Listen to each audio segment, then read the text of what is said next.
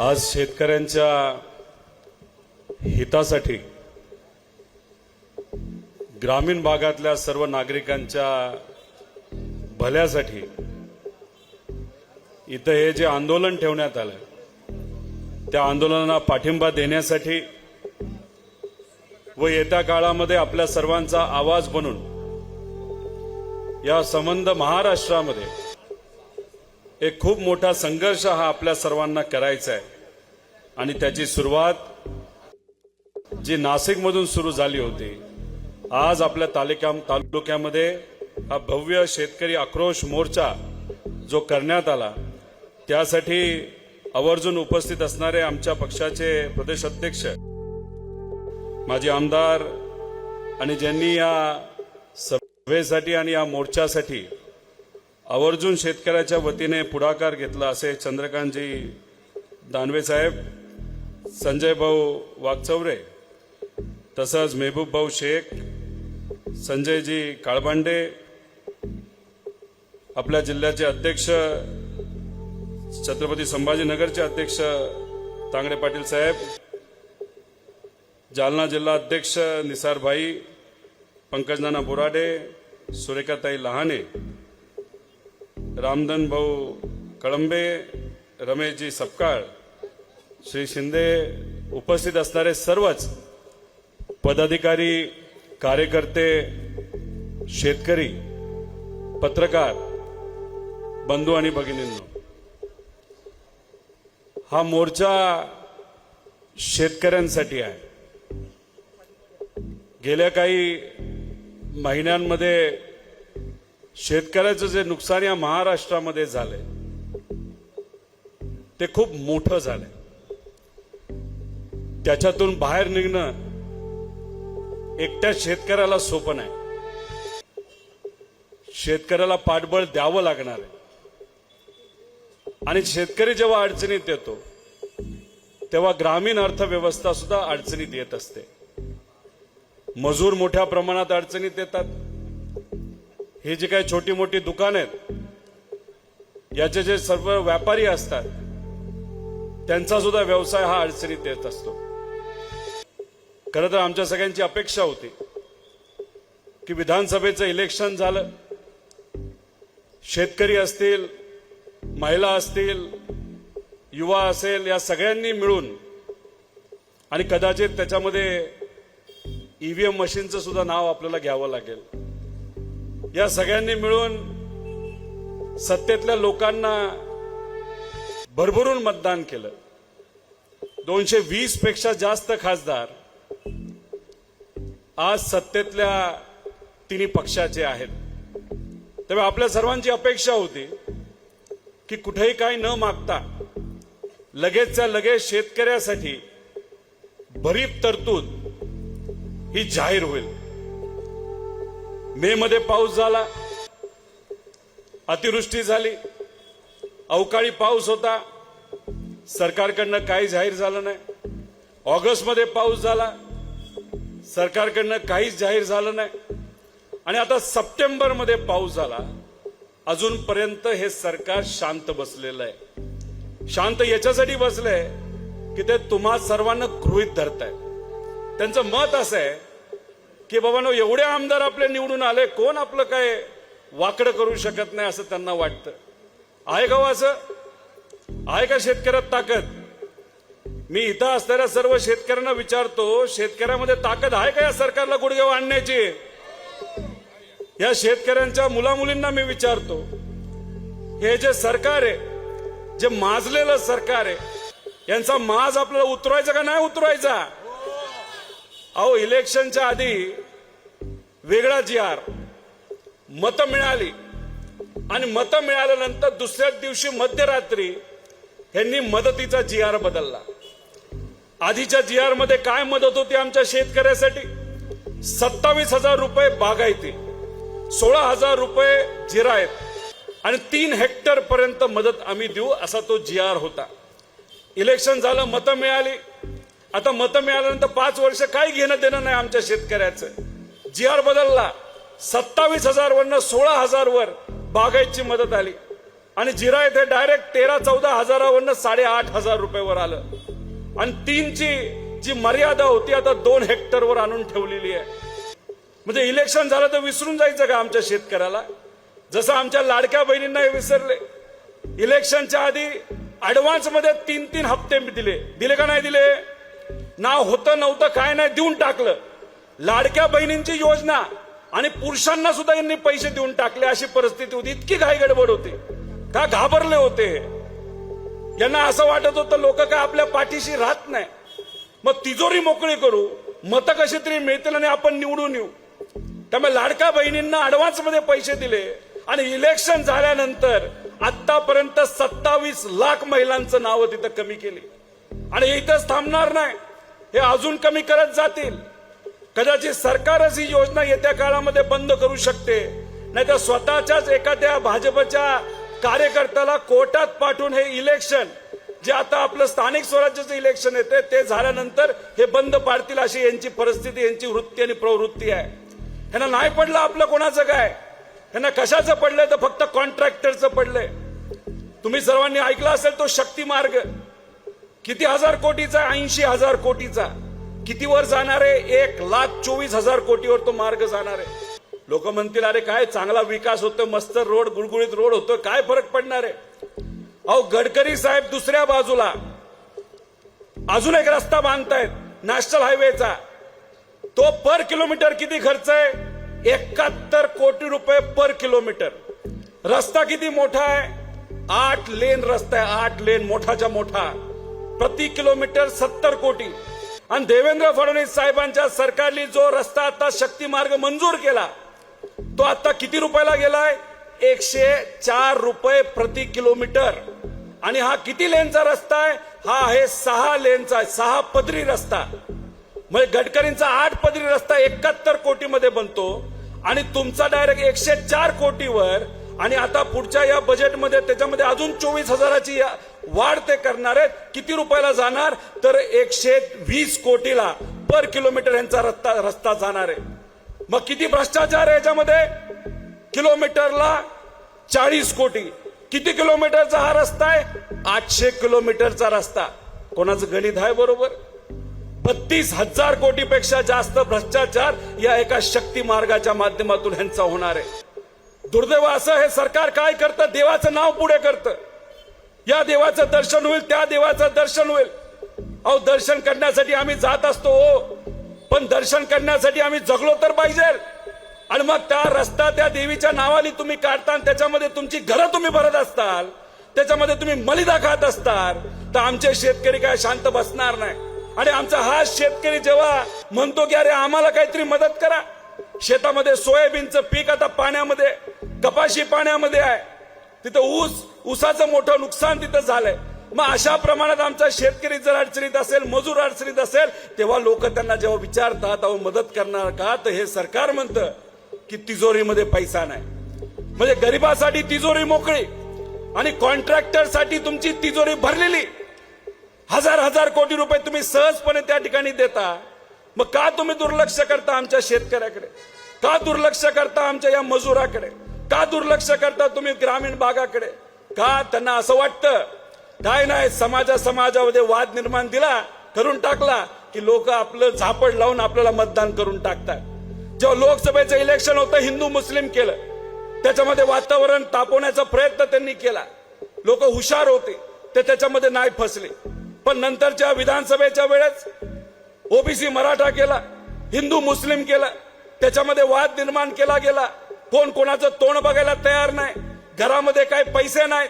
सोयाबीनचं पीक नुकसानात होतं, कपाशीचं पीक नुकसानात होतं. स्वतःच्या पोटची पोरं हे बापाकडे, आई वडिलांकडे बघत होते अहो आपल्या भविष्याचं काय. पण नाही, या सरकारमधल्या नेत्यांनी वातावरणच इतकं घडूळ केलं होतं या महाराष्ट्रामध्ये, लोक कुठल्याच दुसऱ्या समाजाच्या व्यक्तीच्या तोंडाकडे बघायला तयार नव्हते. आणि याच्यातच या सरकारने फायदा करून घेतला, सत्तेत आले आणि ते आता म्हणतात की मदत करून चालत नसतं, होत नसतं. काय करायचं? फक्त वाद निर्माण करायचा. म्हणून नवीन वाद यांनी सुरू केला.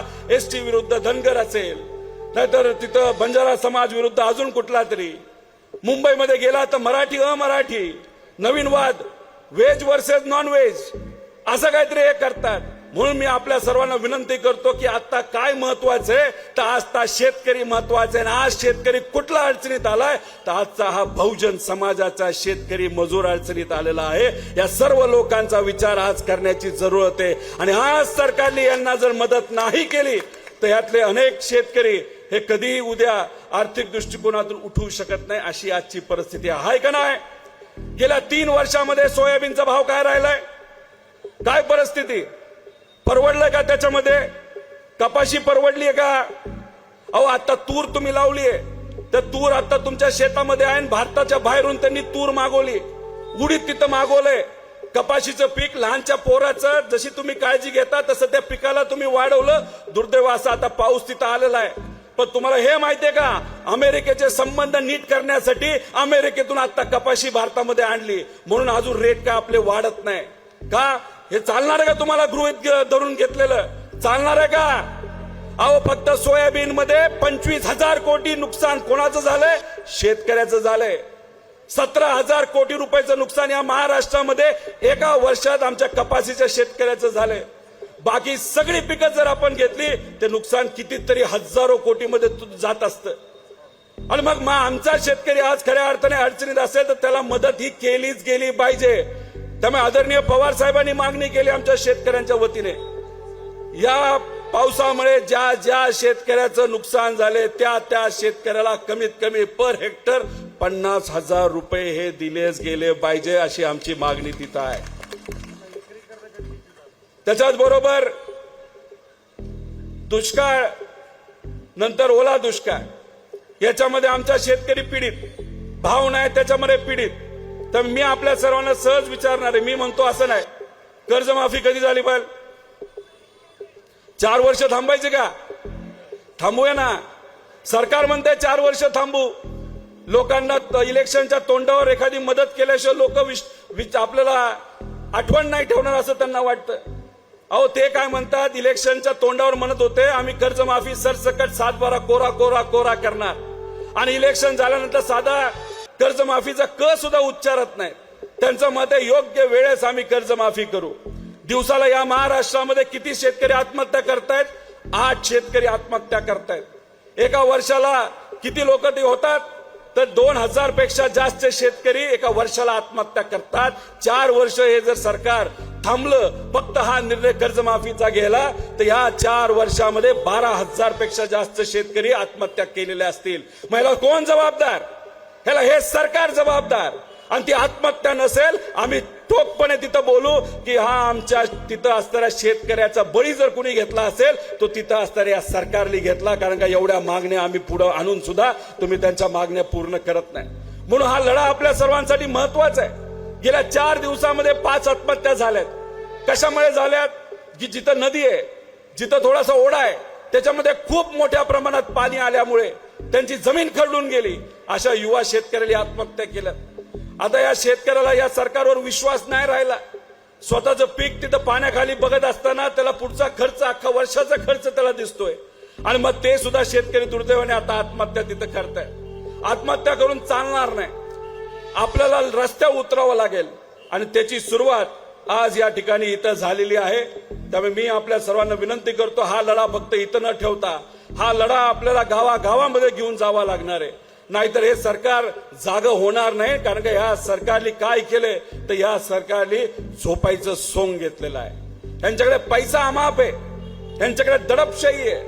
कदाचित या मतदारसंघामध्ये होतं नाही होतं मला माहित नाही, पण इथं असणारे नेते अधिकाऱ्यांचा वापर करून खोट्या केसेस असेल, बरंच काही चुकीच्या पद्धतीने करतात.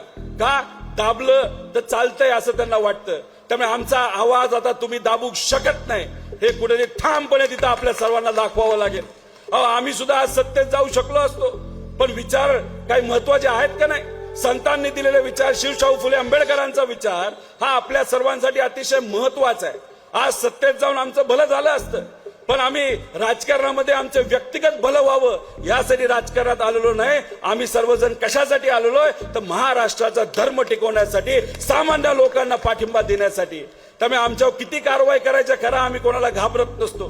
काल असं आम्हाला कळालं कुठल्या तरी भाषणामध्ये, तिथं देवेंद्र फडणवीस साहेब म्हणत होते की आम्ही प्रस्ताव दिलाय अमित शहा साहेबांना. अमित शहा साहेबांनी सांगितलं हो माझ्याकडे जेव्हा प्रस्ताव येईल त्यानंतर आम्ही मदतीचा विचार करू. म्हणजे त्या स्टेजवर अमित शहा साहेबांनी देवेंद्र फडणवीस साहेबांचे कान टोचले असं आपल्याला म्हणावं लागेल. आतापर्यंत प्रस्ताव, अंदाजित रक्कमेचा प्रस्ताव, अंदाजित नुकसान किती झालं हे महाराष्ट्र सरकारने केंद्र सरकारला द्यायची वेळ होती. पण अजूनपर्यंत एक साधा कागद सुद्धा दिल्लीला या सरकारने पाठवलेला नाही. अहो दिल्लीला सोडा, आपल्या जिल्ह्यातला सुद्धा नुकसानीचा कागद अजूनपर्यंत महाराष्ट्राच्या सरकारपर्यंत मंत्रालयापर्यंत पोहोचला नाही. अशा पद्धतीने तुम्हाला ते सर्वजण फक्त गृहीत धरत चाललेले आहेत. अहो मदत करायची तर मनापासून करा. तुम्हीच म्हणला होता ना दानत लागते. अहो तुम्ही विरोधी पक्ष नेता असताना तेव्हा बोलला होता ओला दुष्काळ जाहीर झाला पाहिजे. तेव्हा तुम्ही पत्र लिहिलं होतं ओला दुष्काळ जाहीर झाला पाहिजे. आणि मग त्यावेळेस पत्र लिहिता, मीडियामध्ये बोलता, भाषणात बोलता आणि तेव्हा तुम्ही मुख्यमंत्री बनता तेव्हा काय म्हणतात की ओला दुष्काळ काय असतो मला माहित नाही. अहो का चेष्टा करताय? मग सरळ सरळ मराठी मीडिया समोर तुम्ही येऊन सांगा की त्यावेळेस तरी मी खोटं बोललो, नाही तर आता तरी खोटं बोलतोय. असं खोटं बोलून चालणार नाही. हे खोटं बोलता बोलता 2014 पासून आपल्या महाराष्ट्राला 10 वर्ष मागे या सरकारने तिथं घेऊन दिलेलं आहे. या महाराष्ट्रातल्या सरकारच्या नेत्यांना काही पडलं नाही. याच्यातल्या काही नेत्यांना दिल्लीचं वेड लागले. मग दिल्लीचं वेड लागले म्हणून काय करतात तर फक्त दिल्लीच्या नेत्यांना खुश करतात. अहो दिल्लीच्या नेत्यांना तुम्ही नंतर खुश करा, पण आमच्या इथं सर मायबाप जनतेला खुश करा, नाही तर त्यांच्या हक्काची मदत तिथं तुम्ही द्या. त्यासाठी तुम्ही तिथं काहीतरी करा. पण नाही करणार ना. काय पडले बघूया. पवार साहेबांनी आम्हा सगळ्यांना सांगितले शशिकांत शिंदे साहेब लढतायत. त्यांच्या मार्गदर्शनाखाली नाशिकला पहिला मोर्चा निघाला. पवार साहेबांनी सांगितलं 12 तारखेपर्यंत आपण वेळ देऊ आणि जर 12 तारखेपर्यंत या सरकारने भरीव अशी मदत आमच्या या शेतकऱ्याला कष्टकऱ्याला जर नाही दिली तर या महाराष्ट्रामध्ये रस्त्यावर उतरणारा पहिला व्यक्ती कोण असेल तर पवार साहेबांनी सांगितलं तो मी व्यक्ती असेल पवार साहेब असतील. त्यामुळे 12 तारखेनंतर आपण एक मोठं आंदोलन आपल्या सर्व शेतकऱ्यांसाठी मजुरासाठी तिथं काढू आणि ह्या सर्व मागण्या आपल्या असतील. कर्जमाफी, 50,000 रुपये हेक्टर आणि ओला दुष्काळ. आणि आमच्या मजुरांना सुद्धा विसरून चालणार नाही. मजुरांना मला सांगायचं की तुमचा पण मुद्दा आम्ही पुढे घेऊन चाललेलो आहे. का शेतकऱ्याच्या शेतामध्ये जर पाणी असेल, जर पीकच टिकणार नसेल तर मजुरांनी त्याचं आयुष्य कसं काढायचं, वर्ष कसं काढायचं. त्यामुळे सरकारकडनं या मजुराला सुद्धा मोठ्या प्रमाणात मदत ही तिथं झाली पाहिजे असं मला त्या ठिकाणी वाटतं. हे सरकारमध्ये सर्वच नेते एकदम मजेदार आहेत. आजच एक मंत्री जे माजी कृषी मंत्री होते पत्ते खेळताना सापडले होते. नाशिकमध्ये माझ्या विरोधात कोर्टात गेलेत. का गेलेत? त्यांचा व्हिडिओ मी टाकला आणि त्यांची बदनामी झाली. मला त्यांना सांगायचे तुमची बदनामी आम्हाला करायची नव्हती, आम्ही तुम्हाला गृहीतच धरत नाही. पण तुम्ही कोणाची बदनामी तिथं केली तर तुम्ही शेतकऱ्याची बदनामी केली. तुम्ही कोणाची बदनामी तिथं केली तर कृषी खात्याची केली. तुम्ही कोणाची बदनामी केली असेल तर महाराष्ट्राची बदनामी केली. अधिवेशनामध्ये लोकांचे मुद्दे मांडण्याऐवजी शेतकऱ्याच्या वतीने बोलण्याऐवजी तुम्ही काय करत होता तर तुम्ही तिथं पत्त्याचा खेळ खेळत होता. आणि आज चालल्या माझ्या कोर्टाला तुम्हाला कुठं जायचं तुम्ही जावा. आमचा न्याय व्यवस्थेवर तिथं विश्वास आहे आणि आम्ही कोणालाच घाबरत नाही. आम्ही ईडीला घाबरलो नाही तर तुम्हाला तिथं कुठं घाबरणार आहे. त्यामुळे या सरकारच्या ज्या ज्या काय गोष्टी चुकीच्या आहेत त्या गोष्टी आम्ही पुढे आणण्याशिवाय राहणार नाही. आणि या शेतकरी विरोधी, सामान्य लोक विरोधी, कष्टकरी विरोधी, महिला विरोधी, युवा विरोधी या सरकारला आम्ही गुडघ्यावर आणण्याशिवाय राहणार नाही. त्यामुळे मी आपल्या सर्वांना फक्त एकच प्रश्न करेल, हा लढा आपण आपल्या गावामध्ये घेणार का नाही घेणार? एवढा कमी आवाजाने कसं चालेल? पंजाबचे शेतकरी तिथं रस्त्यावर उतरले, ताकदीने लढले आणि त्यांना सरकारकडनं काय मिळालं तर 50,000 रुपये हेक्टरी मदत मिळाली. त्यामुळे तुमचा सगळ्यांचा आवाज आम्हाला ऐकायचा आहे. आणि हे जे मुंबईमध्ये बसलेले सगळे नेते जे कानावर झापड लावून बसलेले आहेत त्यांच्या कानामध्ये सुद्धा कानठळ्या बसल्या पाहिजेत. तर मी तुम्हा सर्वांना विचारतोय, शेतकऱ्याच्या वतीने तुम्ही सर्वजण लढणार का? गावागावामध्ये हा लढा तुम्ही घेऊन जाणार का? आत्ताच एका शेतकऱ्याच्या मुलाला आम्ही भेटलो. मंगेश भाऊ सिल्लोडला आता उपोषण करतोय. का बसलाय? 8 दिवस झालं. फक्त कुठेतरी या भागातल्या शेतकऱ्याला न्याय मिळावा. इथं दानवे भाऊ का लढतायत, कार्यकर्ते का लढतायत? तुम्हाला न्याय मिळावा म्हणून. अहो 8 दिवस तिथं उपोषणाला बसलेला हा व्यक्ती, त्याला कुणी भेटायला सुद्धा नाही आलं. काय होतंय? फरक पडतोय. शेतकऱ्याचा एखादा मुलगा रोज आत्महत्या होती तर त्यात हा कदाचित जाईल असं या सरकारमध्ये नेत्यांना कदाचित वाटत असावं.